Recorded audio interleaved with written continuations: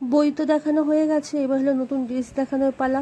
আর ভিডিওটা করার সময় না একটুখানি মানে মোবাইলের সেটিংটা একটু গন্ডগোল ছিল, তো সেই জন্য এরকম হয়েছে। তো তোমরা একটু ঘুরিয়ে দেখো।